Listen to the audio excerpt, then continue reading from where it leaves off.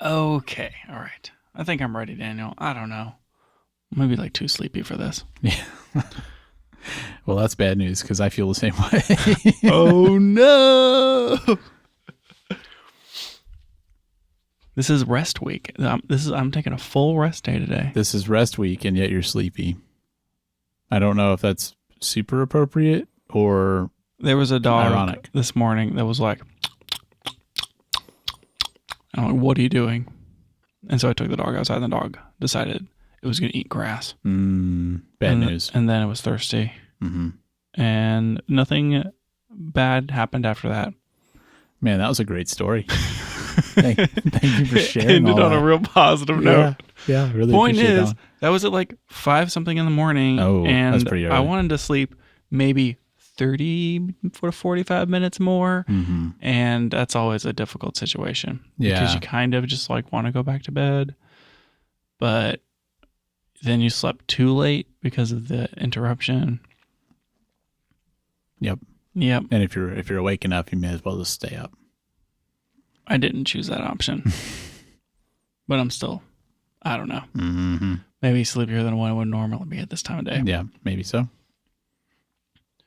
Last week for the pre-show, I was going to talk about how it was the summer solstice, and I was going to talk about how much I love summer, and then we were just going to go from there. We're going to talk a little bit about outer space, and now I think the most appropriate thing to cover is the fact that it's shirtless summer once again.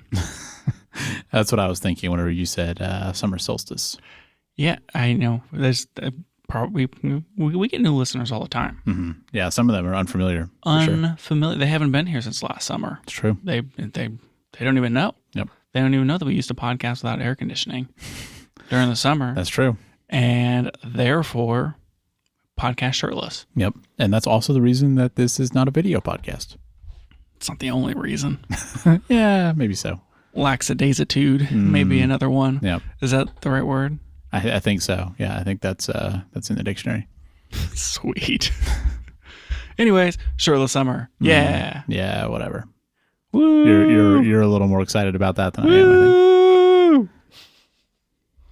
think. Okay. How long is it till the fall solstice? It's like, freaking a number of days. Yeah, like about 3 months. Yeah, call it like 90 days or something. Yeah, something like that. Okay. What's this other thing on here? Right, yeah, that's more important.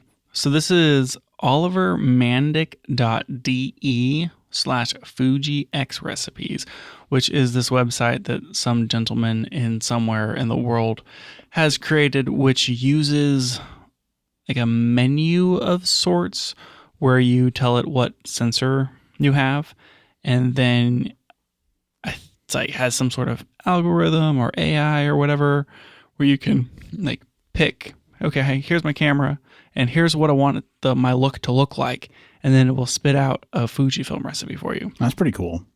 Yeah. Did he? So I think I saw recently that somebody actually figured out how to transfer those to the camera. I don't know if that's him or somebody else. I don't know anything about that. But I think there's I don't know if they figured out the protocol or whatever, but I think that I think there's an app where you can actually connect to a Fuji camera and load the film. You can recipe. generate a QR code. That's interesting. Yeah. So let's make a Fujifilm recipe. Fujifilm recipe. And a recipe is different from it's not a lot, because a recipe is basically taking one of the existing film simulations and adjusting all the settings to make a customized one. Correct. Yeah. Yeah, and you can change a lot of things, like how much the blue chroma looks, as far as how much luminance there is in your blue chromas versus your color chromas, and you can change your shadows and your highlights and contrast and color and saturation and all that sort of stuff. So I have an X-Trans 5 and it's an X-T5. And what kind of visual do you want, Daniel? Do you want vintage, cinematic, high contrast, soft and dreamy, or natural? Definitely want that soft and dreamy. Boo. Yeah. Okay. And then any specific film, stock, or simulation that inspires you, such as No Preference, Kodak Porta, Fuji Provia, Ilford HP5, Kodak Ektar, which obviously Fuji Velvia, Kodak Tri-X, Polaroid. If any of these stand out to you, Daniel. I Fuji honestly know Superia very 1600. very little Ilford, about all these things. none of those? Okay, well, I think we both want Ektar. Duh. All right, and then warm or cool tones or neutral? I would say warm tones. All right, golden, amber, cozy feeling. That's all right. And then what are you mostly taking pictures of, Daniel? What are my choices? Everything. Architecture, street photography, portraits, food, water scenes, wildlife, flora. If this is soft and Street dreamy, photography. I'm thinking street photography. All right, a little urban, warm, soft. And then what lighting are you mostly shooting in? Golden hour, Obviously, harsh midday obviously sun. golden hour. Come on, Only golden hour. Yep. No natural It's daylight. No very mixed limiting. lighting. Okay. And then how much saturation do you want? You know I want all the saturation. That's why I shoot pants. Vibrant colors. Okay, yeah. And then contrast, high, medium, low. How you feeling? Either high or medium, I I'm think. gonna go medium because I don't want this to be out of control. And then how are you gonna use these images, Daniel? Commercial work, personal archive, social media, prints, I'm not going to give him the prints, that's for sure. social media. Yeah, sure. He's definitely putting it on the gram. All right, so you should be using Velvia with a +1 highlight, +2 color, -2 noise reduction, 0 clarity, color chroma effect blue weak, daylight white balance, with ISO setting of auto dynamic range, +2 shadow, no sharpness added, 1 strength on the grain, color chroma effect strong. And your white balance should be shifted 2 towards the red and -2 towards the blue. And this is soft, dreamy street film simulation. It's kind of cool that it can take that kind of input and generate something like that for you. It's kind of fun. Yeah, because I know there's is it the Fuji X Weekly that posts all the recipes? Yep. So like that's cool, but this is it kind of reminds me of the Panasonic LUT Lab where you can sort of like build a look. Like it's kind of the same thing, but for Fujifilm recipes. This reminds me of one of the rumors, I think, about the GFX Eterna, or it was an advertised feature whenever they're talking about it at Build, something along the lines of they were going to do like LUT/recipe things where you could load in your own, kind of expanding on it in a similar way that Lumix has. That's pretty cool. So we'll see what actually comes of that. So far, it's very, very much, this is the look that you get because we've spent a lot of time fine-tuning these colors. Yeah. I've been meaning to upload some actual film photos to something like ChatGPT and have it generate Fujifilm simulations for me. It's funny you mention that because there's this app called Fuji Style, and that's what this app says that it does, is you can give it photos and it will suggest like a film, like a film recipe that matches that. It also has some ways to let you like save and share them. And this is also the thing where I saw that the guy that developed this app has figured out a way to transfer those recipes to Fuji cameras with Bluetooth. So, well, pretty that cool stuff. seems stinking cool. Yeah. Yeah, this is about to get really big in my life. It's going to be very, very interesting. It's not. I think you have to pay for this app. I don't think it's free. So I know you don't like to pay for software. That's not going to stop me. I'll support these people. Don't tempt me with a good time. Lifetime Pro, $25. Monthly, $4. Sometimes I feel like I'm a lifetime pro.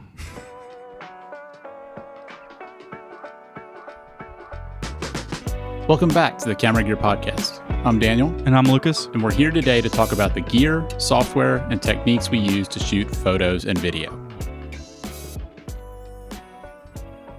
This Reddit post you linked me to doesn't actually have the app Yeah, link. I'm working on it. We'll figure it out. Never.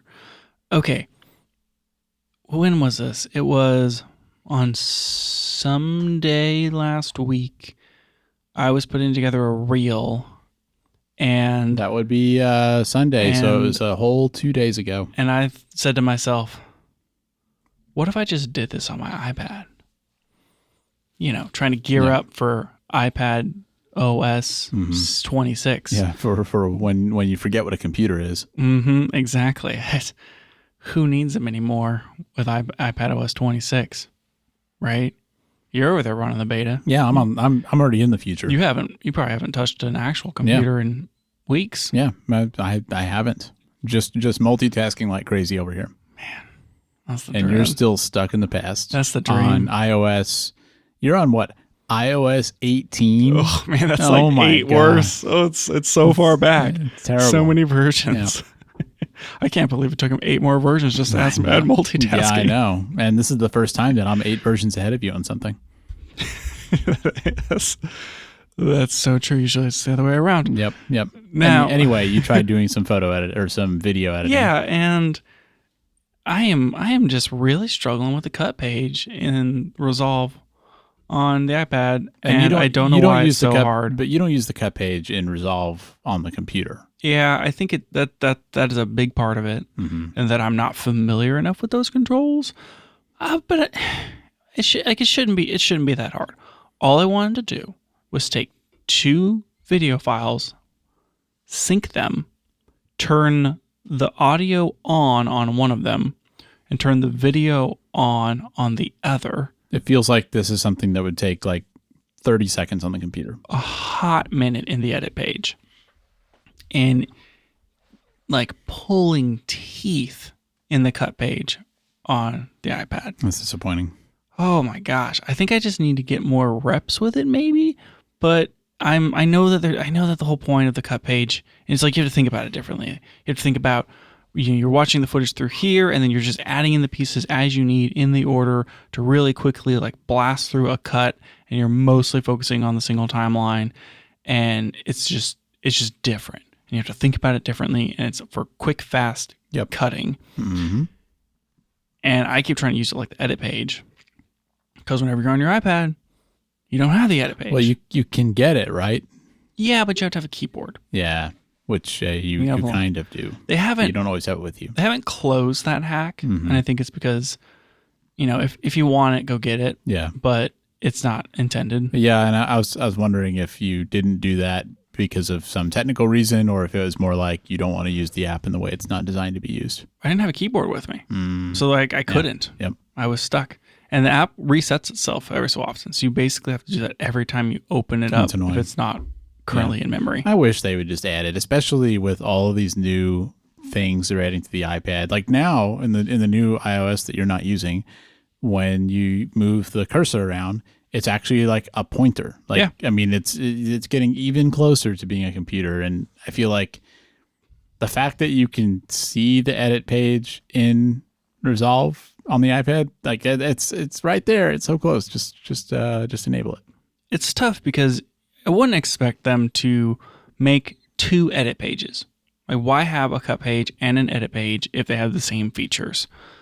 But where we're at is you want to use the cut page on your iPad, but you can't really use it to the same level of effectiveness. Well, I mean, that's why the desktop one has 2 separate pages. They're made for different purposes. Right. And so on the iPad, if what you're doing is the type of thing you would do with the cut page, then sure, it's great. But if you're trying to do what you would do on the edit page, then obviously you're missing stuff. The cut page just is so frustrating to me because I want to bring in footage, cut it, and then color it and be done. For something like a really simple project, I should be able to just do that. And it is, I hit so many snags. I supposedly they made this better. I haven't actually checked to see, but for a longest time you couldn't, if you imported a track that had mono audio on a stereo channel, you couldn't convert it to mono. Yep. It always feels like that to me, where I use the cut page and it feels like it can do some cool stuff and it's close to being what I need, but there's always some little gotcha that doesn't quite work. And there's something that makes me have to go over to the edit page to do it on the edit page. And if I'm having to do that, it's like, okay, well, I guess I'm just going to edit this on the edit page because I don't want to keep switching back and forth. Right. And I know that there's other options for video editing on iPad and LumaFusion. LumaFusion is supposed to be good. iMovie and all that. Well, and then there's Final Cut Pro. Mm-hmm. But right now, as far as I'm aware, and definitely probably wrong, I mean, Resolve, I can start a project, which is what I did here. I started the project on my iPad and I finished it on my computer where I can do actual editing. Well, and that's the problem with Final Cut Pro is so in Resolve you can like infinitely round trip it. Like you can switch between both devices multiple times with no problems. On the iPad, which would make sense kind of for me of like maybe I set up the project, I kind of do an initial cut, I get to the computer, I do the full edit, I go back to the iPad to do color grading. Right. And then it's done. You know, or maybe this is a project that's going on for a long time and, you want to go on a weekend trip and you don't want to take your computer, you can take your iPad and maybe like do a little bit of casual cutting or something and keep working on it, which works great in Resolve. But if you use Final Cut Pro, I think it's still only one way where you can start it on the iPad and move it to the computer, but you can't go back the other way, if I remember correctly. Right. And so it's very limiting for that sort of workflow. Yeah, and it's just like it's the story of the iPad kind of across the board where the hardware is capable and it would be really cool to do this thing, but the software is 90% there and that 10% gets pretty painful. Mm-hmm. I'm hoping that things change after iPad OS 26. Well, yeah, because it feels like on the OS side, they're finally starting to acknowledge that people want to do, serious like computer level work on the iPad. And so at least in the OS level, they're kind of supporting some of those things. And now it's sort of up to app developers like Blackmagic and all the other companies to embrace that same idea and offer those same sorts of capabilities on their mobile apps. So I guess we'll see. I'm so much into using my iPad for so many things, and I will choose to use it over an actual computer, even though it's maybe 80% as effective, simply because of the form factor and that it makes it kind of a more casual approach. And it's like, boy, if the software was better. Yeah. This could be a first class experience. And it's like, I'm giving up a first class experience just to use this other tool. Yeah. Yeah. Which is always frustrating. Mm-hmm. Anyway, enough about that. That's not even a topic for today. Have you messed with the S12 at all? I have a little bit. I've connected a lens to it. Big step. I turned it on and went through a bunch of the menus. I think all the menus. I took a couple of pictures with it.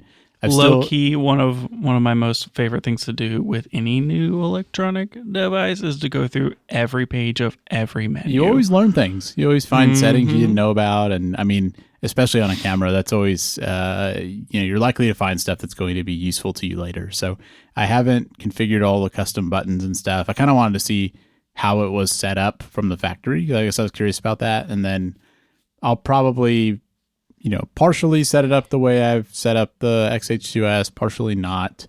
I'm going to be able to have a button for waveform, which is something I can't do on the XH2S. Can you put ISO on a dial? Yes, you can. Well, I've got 3 dials, so that's another nice thing is that like on the XH2S, you only have the 2 control dials, and right. So if you're using a lens that doesn't have an aperture ring, like the Tamron 17 to 70, you can't have your 3 key settings on dials.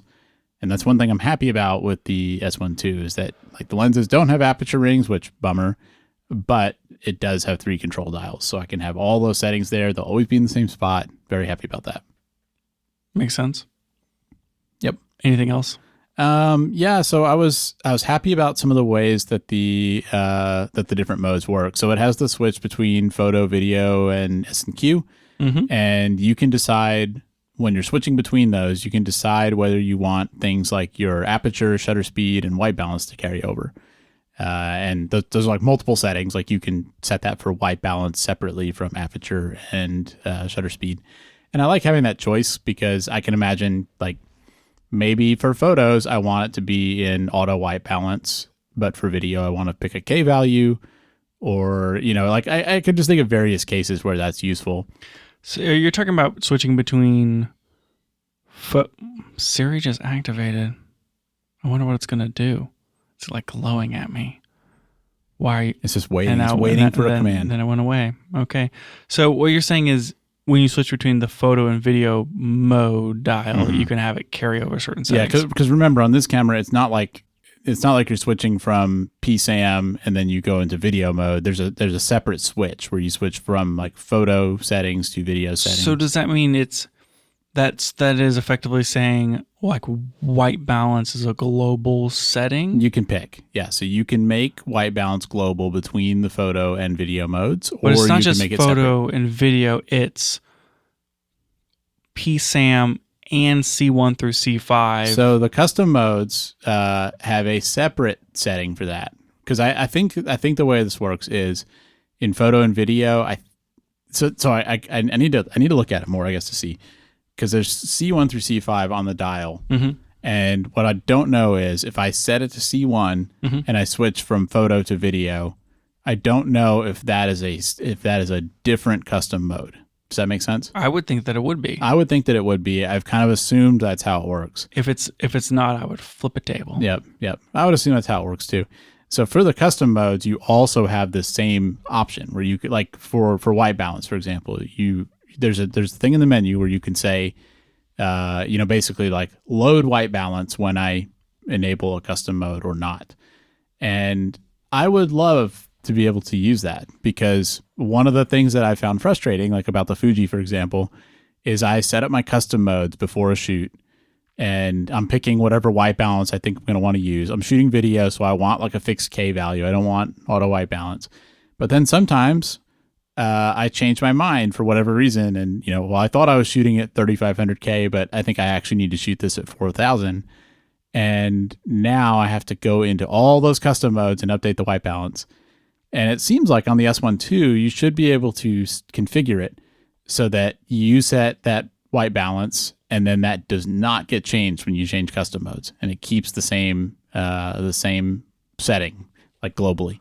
Non-zero chance that is actually configurable on the Fuji. You think it is? I think maybe it is. I have mine set up to not to have a fixed white balance per custom mode, but I think you might be able to have it carry over. I'll look into it and I'll let you know. That way you can switch back to Fuji. Maybe I missed that. But regardless, on the S1, it seems like it's not working. So it feels to me like it has to be a bug based on what I'm seeing in the menu. But I guess I need to read the manuals to learn for sure. Maybe I'm misinterpreting what that setting is for. But I don't know. I'm adding a note to myself to remember to look up if you can do white balance between modes. That way you don't have to use that dumb Lumix camera. Perfect. And I could imagine cases with the like aperture and shutter speed where the same thing would apply. Typically for me, it would be on video. I would want it to stick with the custom modes, because for video, I'm, doing like, 4K 30, 4K 60, whatever. And so I definitely want the shutter speed to be, the 180 degree shutter rule. Right. Whereas on photo mode, I could imagine where maybe my different custom modes are changing something else, but I may not want to, I may want to pick my shutter speed for the situation and then be able to switch between those custom modes without it changing my shutter speed out from under me. So I don't know. I like having the flexibility. I guess I'll put it that way. Like, it's nice to be able to pick what gets loaded. Yeah, it seems like the combination of levers there could get you into a weird state. You think so? I don't know. It just seems like how many different switches does Lumix have to have in order to allow you to set to like which one changes for which custom modes between photo and video versus within photo and video. You could confuse yourself for sure. I do like the photo video switch. I feel like that's another problem that I've had in the past of, I've got like on the Fuji, I've got my C1 through C7, and which I can't remember which of these are photo and which are video. Is C1 a photo mode or a video mode? Yeah. It's nice on the S1 that's a totally separate thing. Like, I'm always going to know what state the camera is in. So I like that. Yeah, I think that can be helpful. I am so help me trying to make a note here. Stinking thing is being stinking whatever. Are you always using the 180 degree rule?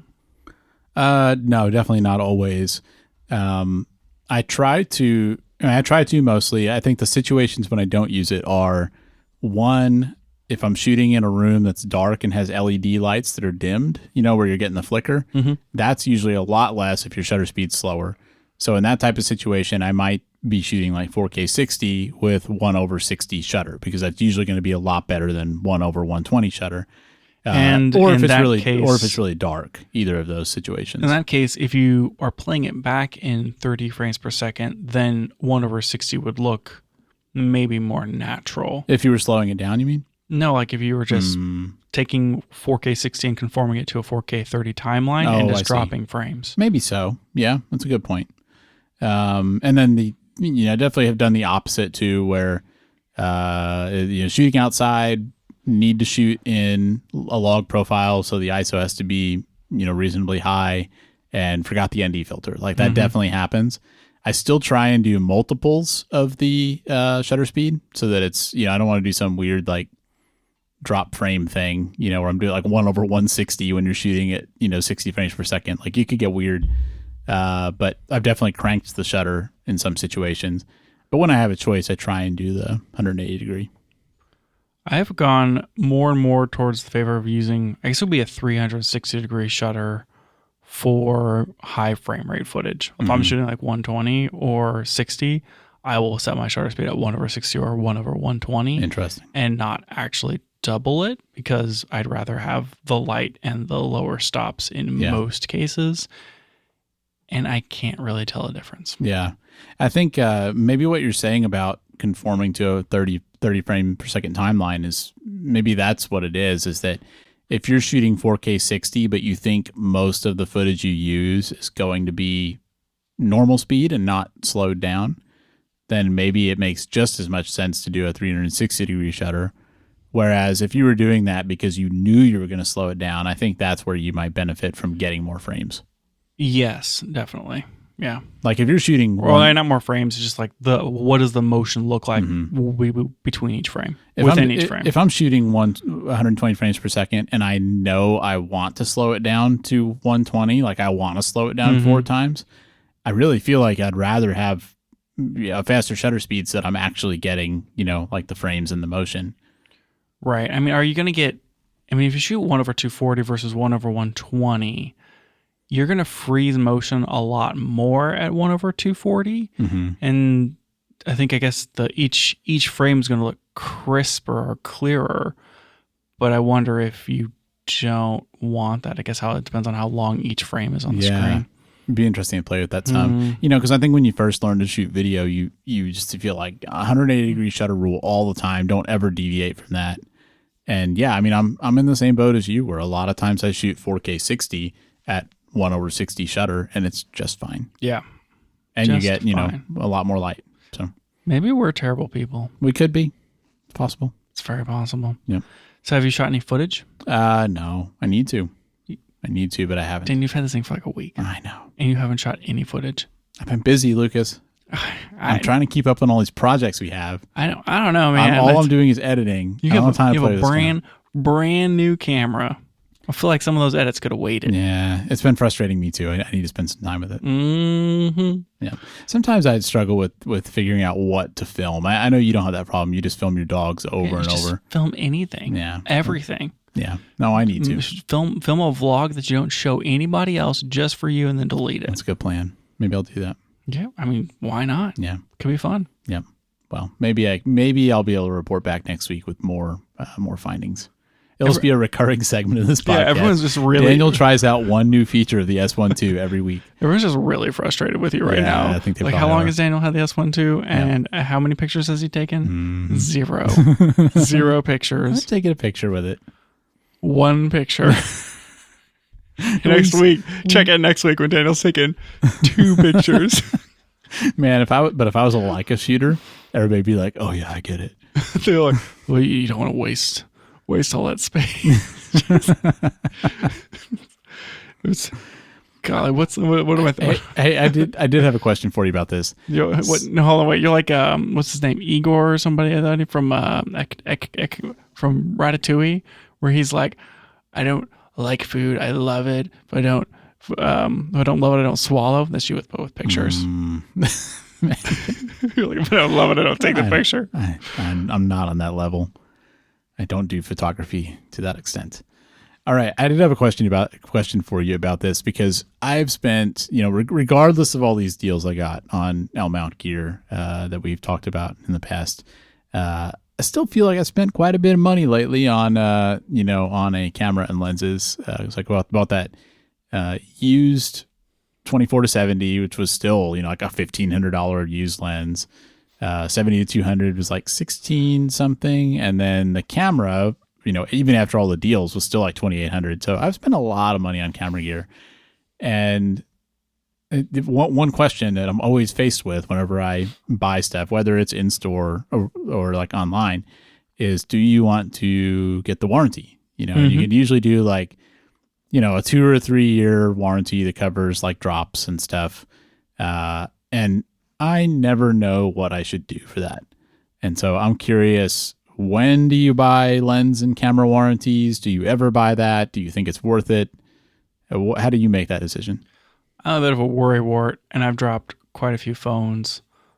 So I generally will buy the warranty for new cameras. I think I've done it the last 2 times, and I have yet to ever use those warranties. Even when my XH2S got a wobbly screen, I still never got around to sending it in because we never had a break in projects. Yeah, it's because you felt like you were going to have to be without the camera for too long. Just like ship it to them, and then it's like a whole thing.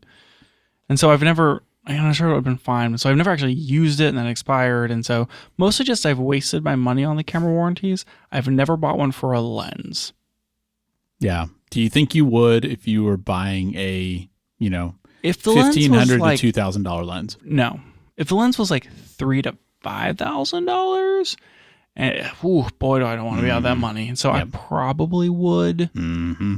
And I kind of still feel like I would for a new camera, but I don't know. So the decision I made was I did get it on the camera. Mm-hmm. So first of all, when I bought the camera, I thought it was $3,200. And I was like, I sure don't want to drop this $3,200 camera and have to buy a new one. Yeah, yikes. So I think I did a 3-year warranty on that. And it was either 2 or 3. And it was an amount of time where I felt like probably by this time there will be enough new stuff out that at least if something happened to it, it wouldn't be the end of the world. Right. Because like the XH2S is 3 years old. If I'm glad I haven't dropped it, but like if I had, and if I didn't have insurance on it, be like, okay, I guess it's time for a new camera. So, it felt like a reasonable amount of time.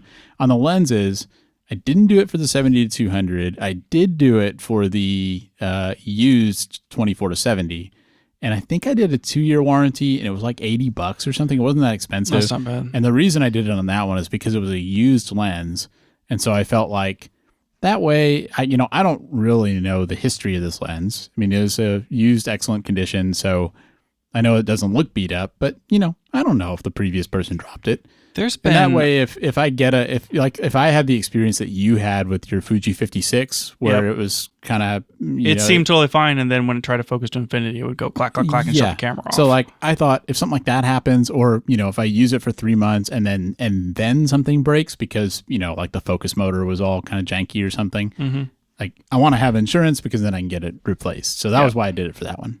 That makes sense. I think that there's been a few different times where you had a flash or a zoom or something else where you've reached out to the company and they're like, oh yeah, sure, here you go, new version, and like shockingly. Yeah, and importantly, on both of those, I didn't have insurance or anything. In both cases, the flash one, I think I actually mentioned on the show, with the flash one, I actually reached out to the battery manufacturer, because if you have name brand batteries like Duracell or Energizer, if they explode in your device and cause damage, you can contact that company and they will pay to replace the product, which I bet like nobody knows, and that's wild. That's pretty cool, and it works.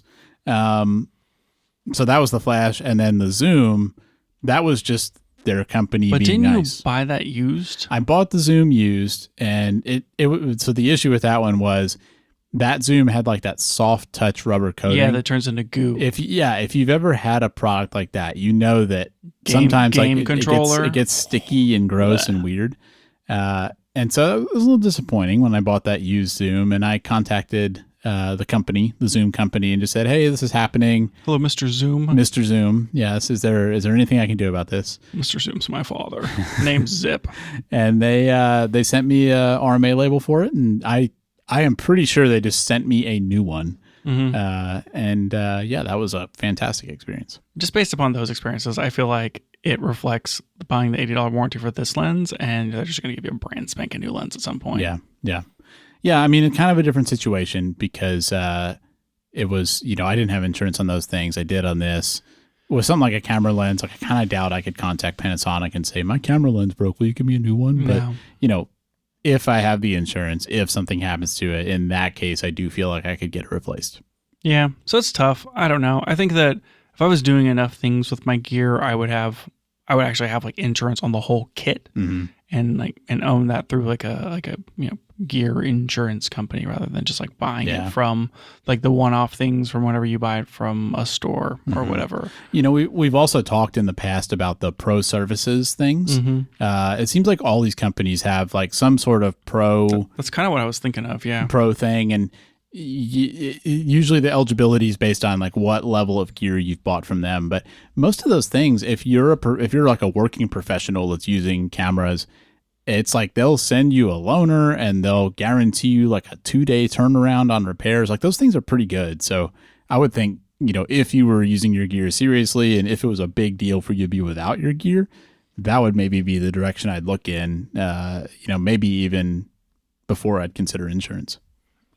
We had talked about this professional services before, and I still think that I need to get in on that Fujifilm professional services. I forget how much it costs, but you have to have $3,000 worth of gear, Fujifilm gear, and it's that's it. Come on. I wonder what the Panasonic one is, because like I just enumerated how I bought like $6,000 of Panasonic gear in the past month. So you receive 1-year extended warranty on all new gear purchased.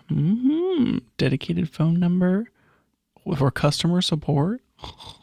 2 free equipment checks, 30% off repairs, 2-day business turnaround. I'm just saying. Yeah, I feel like I need this in my life. Maybe so.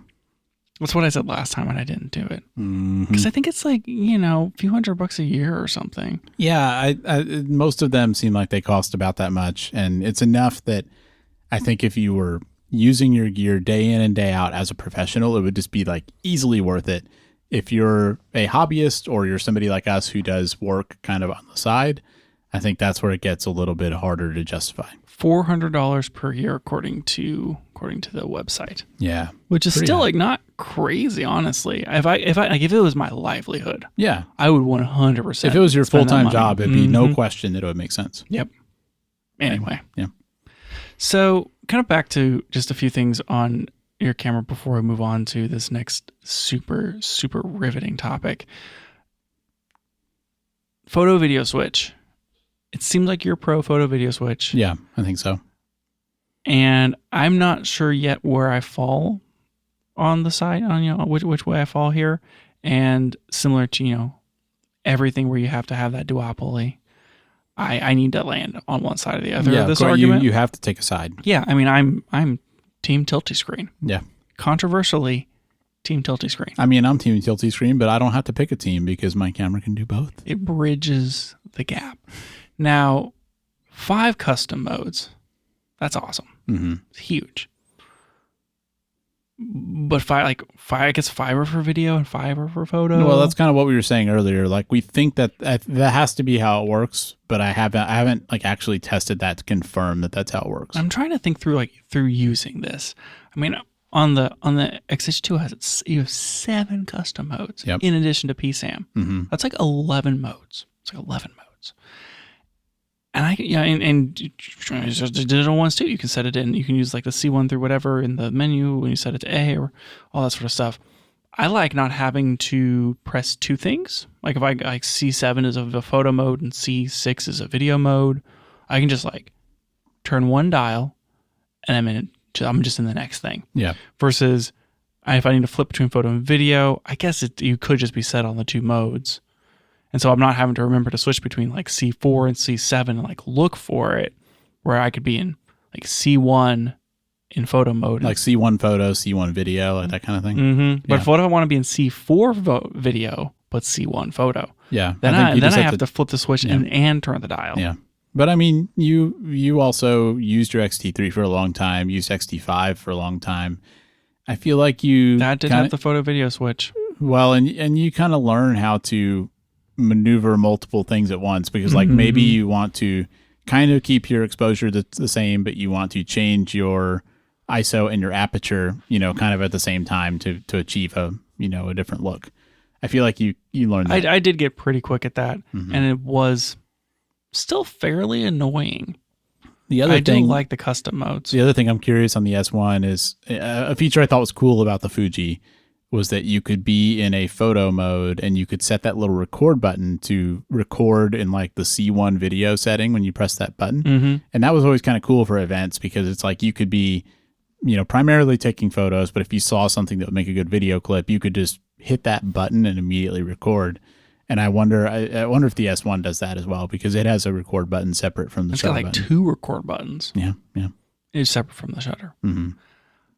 I don't know. I think I'm landing on not separate photo video modes, but I could probably get convinced. Yeah. I'll have to play with it more and see what's actually possible. What does the PSAM do in video mode?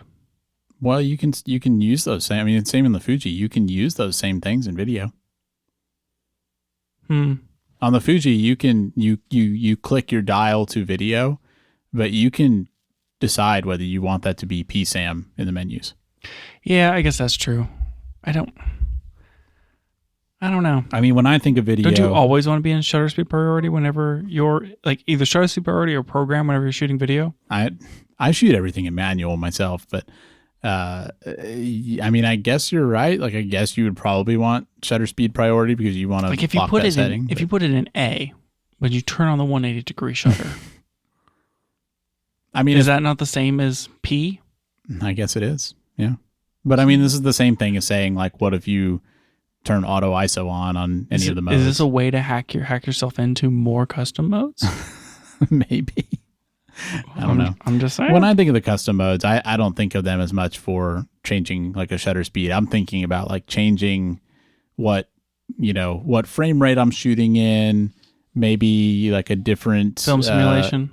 Yeah, like a different look in whatever way that means. Like, that's the kind of thing I'm thinking of. I'm not really thinking of like, am I locking aperture? Am I locking whatever? Okay. All right. I'm gonna think about this a lot more, but in the meantime, I'm going to need you to do some recon and tell us how many more extra custom modes you can squeeze out of that dial. Yes. And if you can reasonably say like, oh, well, I set PSAM to one current mode, and then I have 5 more on top of that. So is it like 6 custom modes? Yeah. Is it 7? Yeah, that would be interesting to see how far you can go with that. All right. Report back. All right. Maybe we take a break before we can move on, and then we move on. That's probably fair. We'll be back in just a moment, but we wanted to let you know that if you'd like to support the show, you can now subscribe to us on Patreon. It helps cover our hosting costs so we can keep the show running, and you might find an occasional behind-the-scenes post on there, like some photos we've taken recently or a mini review of some new gear. If you're interested, you can find us at patreon.com/cameragearpodcast. All right, Daniel, I got white balancing as a topic, and I have firmware updates as a topic. Which of these feels more appealing to you? That's a good question. I think I've been curious about this white balance thing because we've had that on the show for a while. So let's hear about that. All right. So the timeliness of the firmware is just going to become not timely because we record these shows ahead of time, so it doesn't really matter. Yeah. Okay. I bought a color chart. Yeah. You had one before, which I gave you, and you lost it. And now you have a new one. I'm sorry. Your new one does seem better. It's bigger. That bigger is better. That's how it works. Can confirm. I have a 12.9-inch iPad. It's true. Anyways, there's a few things I kind of want to hit at here, but like how? That's where I want to start. How are you white balancing? I mean, I usually I usually look at the situation. So we first off, we talk photo or video. Let's say photo. Let's say video, like where you're controlling the light, where you're not controlling the light, and photo. Okay. For me, photo's the easiest one. I typically will shoot in auto white balance because when I'm editing photos, I'm usually editing one at a time. And it's okay with me if I need to adjust the white balance when I'm editing a photo. Mm-hmm. For video in a controlled situation, I'm just picking a K value based on what our lights are. So if I know our lights are 5600K, I'm picking 5600K. I'm not doing anything. Like I know when you pick the white balance, you can do the you can adjust the red, blue. You can adjust the tint and stuff. I don't do that. I just leave it in the center. When I'm shooting in an uncontrolled situation, I do still typically want to have a fixed white balance because, like, imagine it's like an event or something. That's what I think of when I think of an uncontrolled thing. I know we're going to want to edit all the clips together. I don't want to have to tweak the white balance every time if the camera picks some weird thing because, like, I want this to, like, flow, these multiple clips to flow together well. So I'll just kind of, like, look at the situation and try and decide what a reasonable white balance is, like, kind of just eyeballing it, basically. And that's typically how I've done it. I mostly do the same thing. When shooting video, will sometimes use auto white balance and then set auto white balance lock. Mm-hmm. And so that works. And then I just don't change it. Yeah.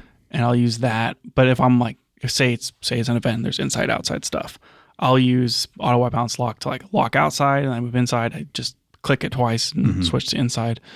That can sometimes get a little weird, especially moving between shade and sun, and things may not look different, and then you have to do a little more editing and post. I think like that mostly works, but sometimes I feel like we're not quite getting white balance exactly right.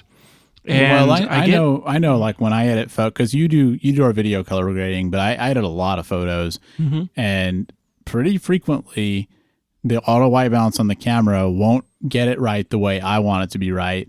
And not only will I need to adjust the white balance, but I'll also need to adjust the tint to get it right. And that's kind of what makes me wonder, because on my camera when I'm shooting video, I'm never thinking about the tint. Yeah, that's kind of one of the things I wanted to hit at was, do you think that you can get exactly where you need between white balance and tint? Sometimes I feel like I get stuck where I just can't quite find the right balance of like green, magenta, and blue and orange to get the look exactly right. It seems like it should be possible to do that, but I've had the same experience. Whenever I'm doing color grading correction, it's not unusual for me to have to do a hue shift, where in order to, because like I'll pull up a vector scope and I just need to get the skin tone line just like in the right spot. And sometimes it's a matter of a degree, like half a degree hue one way or the other, which is, it's maybe you can approximate that by doing white balance adjustments, but it just feels like a totally different control. Yeah, it does. And I know that like whenever I auto white balance on my camera, sometimes like just by adjusting the K value, I can't always get the same look, because whenever you auto white balance, it is adjusting for you the tint. Yeah. And the tint is not always a magenta green slider like on the Fuji. There's literally a graph that's like it's plus like R this way, minus R that way, plus B this way, plus minus B, and you have to kind of like find that like color cast that you want to add to your look. I will say that thing on the Fuji where it shows you that just feels kind of useless to me, because I'm like, what situation am I going to be in where I'm like, all right, I think I need like three clicks down and 2 to the right, and that's just perfect. Like, am I looking at a monitor to figure that out? I don't even know how I would determine that. It's helpful if you're wanting to get a look for like a film recipe. I think that makes a lot of sense for it. But for setting white balance, I also never quite know exactly where to set that. Yeah. And so as a result, sometimes I feel like whenever I'm manually white balancing and just setting K value, I'm not getting it where it needs to be. Yeah. Which I think is why probably the most correct thing to do is in field, shoot a gray card. Yeah. Yeah. Which we do when we shoot interviews. So when we do a controlled setup, but we're not. we are not setting white balance with the gray card in camera. You're right. We're filming the gray card so that you can use it in color grading later, but we're not shooting in RAW. So the footage that we're saving is set with whatever white balance we have set on the camera. Yep, and so there's only so much flexibility to actually shift that color grade one way or the other. True. It's fairly flexible in log, and we're using high CRI 5600K lights. Yeah. And so it's close enough that it's not a problem. But I've been wondering, like, for given circumstances, we be white balancing to card instead of white balancing to light Kelvin? Interesting question. Or trying to fix it in post? Yeah. I mean, it seems like it would be more correct. I think I always get paranoid with stuff like that it like won't quite pick the right thing, or your camera and my camera will pick different things for that. And then that'll be weird. Or like, I mean, it kind of comes down to color profile, right? Like if you have a Lumix and a Fuji, or like a Canon and a Sony, and you set them both to the same K values, they won't look the same, or the white balance could be slightly different. Well, with different brands, definitely. But like, all the things we shot so far have been two of the exact same camera. Even in that case, I still wonder, like option A, we white balance with the gray card. Does your camera pick a slightly different thing than mine because of like the angle we were holding the gray card at? And does that get weird? Almost certainly. Or on the other hand, is that good because maybe our two cameras, like they're the same model, but they're not the same actual camera. Like you have your camera and I have mine. Like, do the sensors behave slightly differently? Have they like aged slightly differently? Like, are there variations? It seems like almost certainly. I think there could be some variation from a technology standpoint, but I think that the bigger variation that you're going to see is angle of light interaction. Well, and what lens you have on the camera. Well, yeah, the lens is going to be huge as far as like how much is it diffracting and that sort of thing. We usually don't put the same lens on both cameras. No, generally not. But I've seen quite a bit where we'll shoot two angles, have it the same white balance, but there's still an amount of correction that needs to be done just simply because the angle of incident for the light is different between the two cameras and the lenses. And that all comes down to even things like color cast. Like if we shoot in your living room, it is always greener because of the windows and the grass outside and the color of your walls. Yep. And it's like you kind of have to color balance. Like how much of that do you want to color balance for versus if you make it color correct, that's not how the room actually looks. Yeah. And so finding that, like, what is a true white balance? When do you actually balance to like make white look white for this case versus when do you want those color casts and how do you deal with the color casts? And I feel like, boy, white balance is way, way harder than is your white balance correct? Yeah. I think what you're saying too about, do you want it to be correct? Like, what does correct mean? Like, do you want white to be white or do you want it to look like the scene? And I feel like almost always the answer is that I want it to look at least somewhat like the scene, but that also makes it harder to do because, even photo editing, I'm sure it's the same with video. Like, for white balance, you can get the little eyedropper thing and you can say like, this is white, make it white. And like, it will do that. But that might not be what it actually looked like in real life. Like say you were shooting at golden hour and you're shooting like a white building at golden hour. If you just click that little thing on there, like that wasn't white in real life. It was like a golden color because the light was hitting it. And so it's not going to look right. So it does make it very complicated. Yeah, or like say someone's standing by a red wall and you take a picture of them and they're wearing a white shirt. Yeah. And then you try to white balance off of like the shirt, the side of the shirt that's not like on the red wall side.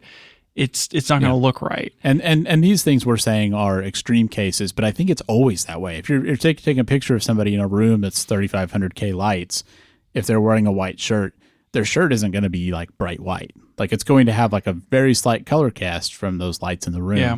And so you don't want to like lock your white balance to that thing. And all of this is the same if you're using a gray card. And this is the kind of thing that I've a little bit been getting stuck on is I think for photo, because you can shoot raw, white balance kind of doesn't matter. It's just whether or not like how much work you're going to have to do in post to get it exactly right. And that's why I use auto for photo usually. Yeah. And so for photo, to me, it's like shoot raw and like figure it out later. unless you're trying to do something creative, and then maybe there's some things you can do with the white balance. Sure. Like I like to sometimes shoot in daylight mode, like daylight white balance indoors to get that warm effect, like whenever you would shoot daylight film indoors. Sure. So, but for video, we're not shooting raw video. And so all of this kind of matters a bit more. Yeah. Because you can push it a little bit, but you want to get it kind of close. Yeah, you can, like, at least from what I can tell, depending upon the footage, I mean, you can push it maybe 500 Kelvin, maybe 1,000 at most. It's really not a lot of room for error. But you got to be in the window, and dealing with tint variation can be a nightmare because of like how those knock-on effects kind of affect the rest of the image, and just trying to fine-tune it to be exactly right. And I don't know. I guess I'm a little stuck here on, should we switch to shooting, like actually shooting gray cards to set white balance or not? I mean, I'm kind of thinking, like if I think about, especially for like the interview type setup where we're doing a multicam shoot, I'm kind of thinking maybe we should be. I think it's a good point that you get a slightly different look depending on which way the camera is pointing. And we're never using the same lens. We know lenses can kind of apply a color cast, so it seems like it'd be better. I haven't actually done this, but if you do white balance with a gray card, does it show you like what the K value is, or does it not show you that?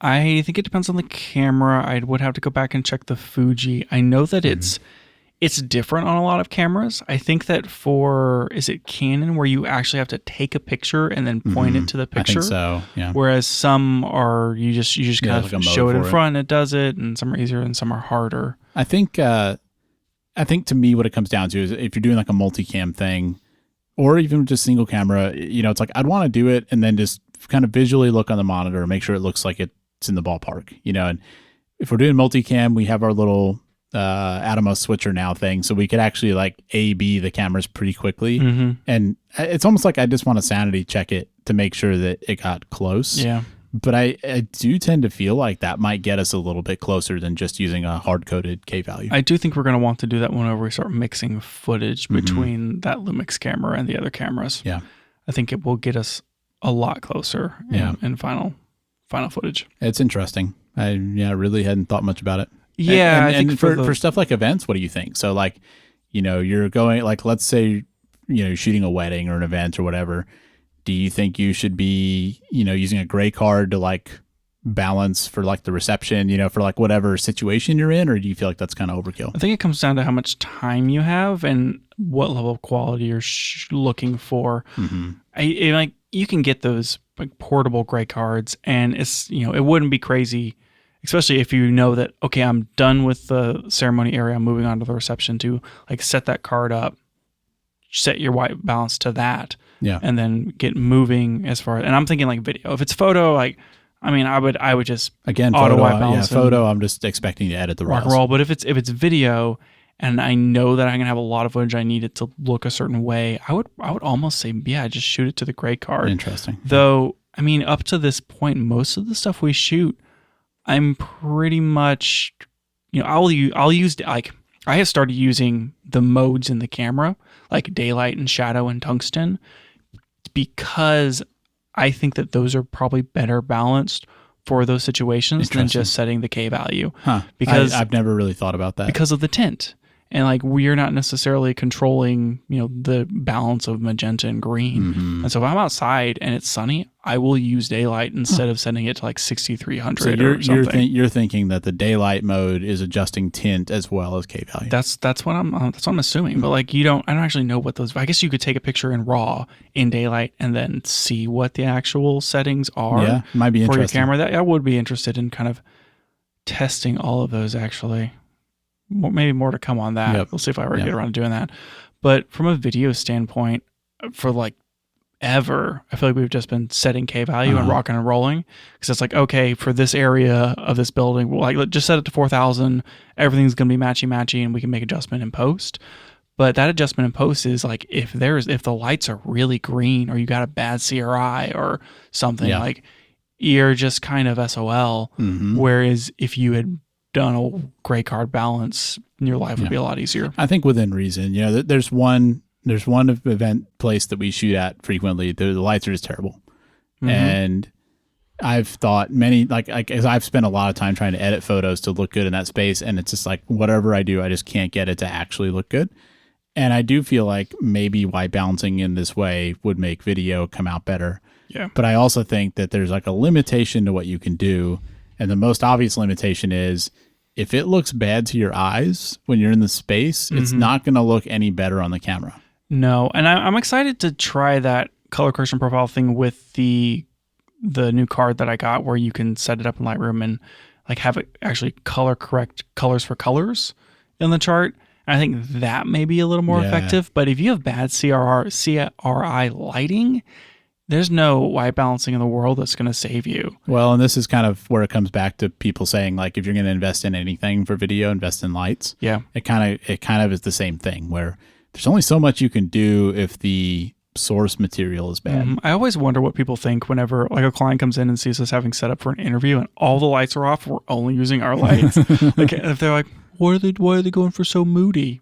Yeah. Like, I wonder how much they're actually thinking about that versus like, I don't want your garbage lights. Yeah. These are my lights and I know how good they are. Yep. Yeah. Or it's like, man, these guys spend a long time setting up that softbox and stand and stuff. Like, I've got overhead lights, and you're like, why would you just turn the switch on? I could have just turned on these fluorescents. No. Dear Lord, please no.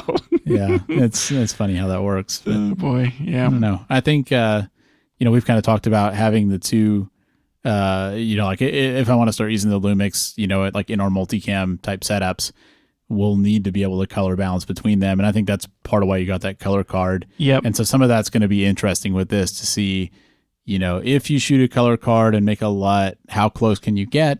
And does white balancing with the gray card kind of help you bridge that gap? Because I think a lot of people are probably in the situation where, you don't have multiple the same camera, and maybe you're kind of like cobbling together whatever cameras you can find. I mean, we've done that for music video shoots. Oh, yeah, we've done sure. shoots where we had our Fujis and some Lumix S5 IIs and some Sony A7 IIIs, which are terrible to balance to. Yep. But boy, we just controlling the lighting for those shoots, night and day. Yeah. I mean, literally, you're controlling the light. Hey, you get to decide. Come on. But it makes a big difference, and we've really gotten pretty close on that. But I feel like there's probably more we can do with things like the color chart, with getting it to match even better. It's a matter of a juice squeeze situation, right? Like, is it worth it? How much time are you spending? How hard is it? And I think that if we could find workflows or ways to improve white balance ahead of time, but at little cost to set up, because if you're having to like gray card every 5 minutes, that's a problem.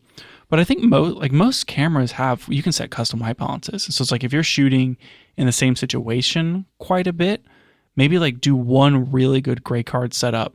Like say you're at an event, you got 3 locations, get there early, do your 3 gray cards, and then just remember like 1, 2, 3, and like you're switching between ceremony and like reception, boom, boom. Yeah, I think it works great as long as you're not outside, like where the lighting's changing.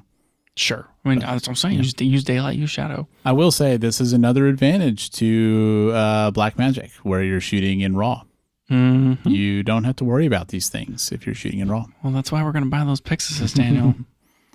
Yeah, I feel like I've never really messed with the white balance settings that much. Like, honestly, for me, it's almost always either an auto or a specific K value. And I think for the past 6 years I've been shooting photo and video, that's essentially all I've used. Yeah, I kind of the same thing. And that's one of the reasons I want to put this on here is it's maybe something that, white balance feels like almost like an afterthought sometimes, where one, it's something you can definitely forget about. But 2, how many of us are actually thinking about white balance that much before we go shoot? Yeah. When like it can be transformational to how your final product looks, and not even from a looking correct standpoint, but from a creative standpoint. Yeah. Yeah, you can definitely set white balance creatively to get a certain look. And I mean, I do that with photos too. I'll get the white balance to where it looks correct, but then usually I'm warming it up, but I'm thinking like this situation is going to look better if it's just a little bit warmer. Like it's going to look a little bit cozier. Like like it's generally just going to be a more pleasing look.